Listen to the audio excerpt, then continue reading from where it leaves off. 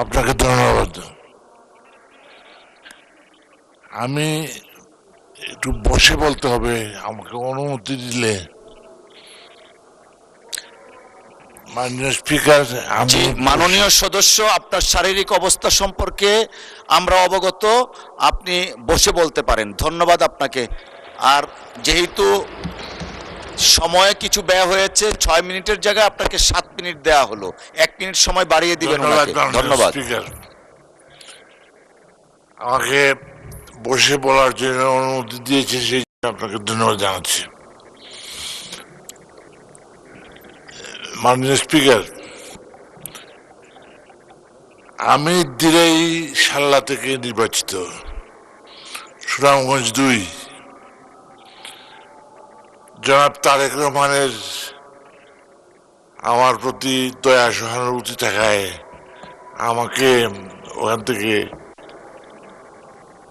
নির্বাচিত হয়ে আসার সুযোগ করে দিয়েছেন, সেই জন্য আমি তাকে ধন্যবাদ জানাই। মাননীয় স্পিকার, রাষ্ট্রপতির ভাষণের উপরে আলোচনা করতে গেলে প্রথমে আমি বলতে চাই যে রাষ্ট্রপতি তো আমাদের পক্ষেই কথা বলেছেন, রাষ্ট্রপতি তো আমাদের বিরুদ্ধে বলে নাই, আপনাদের বিরুদ্ধে বলে নাই, এই সংসদের পক্ষেই কথা বলেছেন রাষ্ট্রপতি। আমি তো পড়লাম, দেখলাম রাষ্ট্রপতি যে কথাগুলো বলেছেন, আমি দেখলাম যে আমাদের পক্ষে কথা বলেছেন রাষ্ট্রপতি। তাই আমি রাষ্ট্রপতিকে ধন্যবাদ জানাতে চাই যে রাষ্ট্রপতি আমাদের জনগণের পক্ষেই কথা বলেছেন,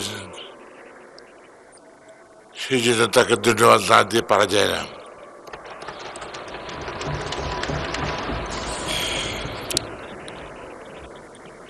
মাননীয় স্পিকার,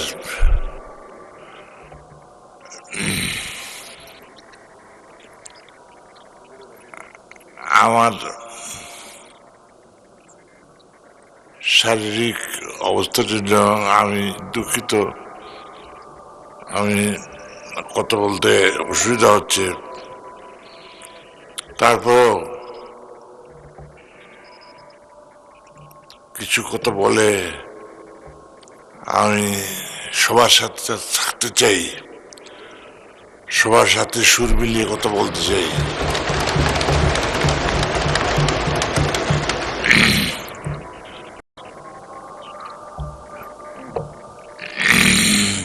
যে জুলাই সনদ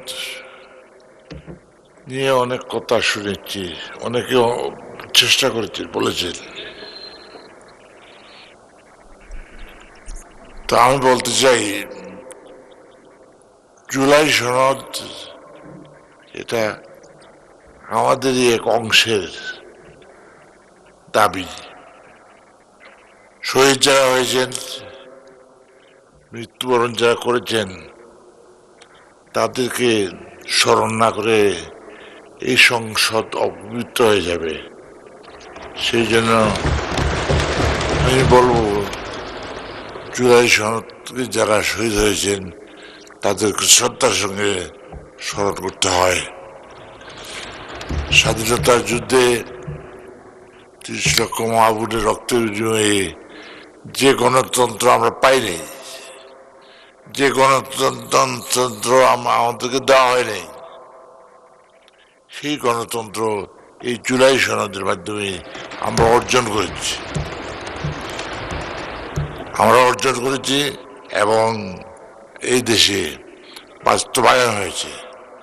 এবং এই জুলাই সনদের মাধ্যমে গণতন্ত্র বাংলাদেশে এসেছে। আমি এই দেশের সমস্যা দিয়ে কিছু বলতে হয়। না বলে উপায় নেই। আমাদের দেশে রাষ্ট্রপতির ভাষণের পরে বলতে হয় হাসপাতালের কথা, বলতে হয় দান আমাদের ফসল নিয়ে গেছে, বলতে হয় যে আমরা কিভাবে অর্থদণ্ডের মধ্যে পড়েছি, আমাদের কিভাবে মুশকিল হয়েছে, এবং আমরা এই ফসল বিনষ্ট হওয়ার কারণে আমাদের সারা দেশের এলাকার মারাত্মক ক্ষতি হয়েছে, যেটা পূরণ করা সম্ভব নয়। তাই অত্যন্ত শ্রদ্ধার সঙ্গে স্মরণ করতে হয় আমাদের হাসপাতালের কথা, বলতে হয় আমাদের ডাক্তার নেই, চিকিৎসকের অভাব, নার্স নাই, এবং মারাত্মকভাবে বিঘ্নিত হচ্ছে, চিকিৎসা থেকে বঞ্চিত হচ্ছে আমাদের দেশের মানুষ, আমাদের এলাকার মানুষ। তাই বলতে হয় যে ডাক্তারের ব্যবস্থা করুন, স্বাস্থ্যমন্ত্রী সাহেবকে বলতে হয় দয়া করে নার্সের ব্যবস্থা করুন, দয়া করে অপারেশনের ব্যবস্থা করুন। এটা আমাদের মৌলিক অধিকার। জি, ধন্যবাদ মাননীয় সদস্য, অসংখ্য ধন্যবাদ আপনাকে।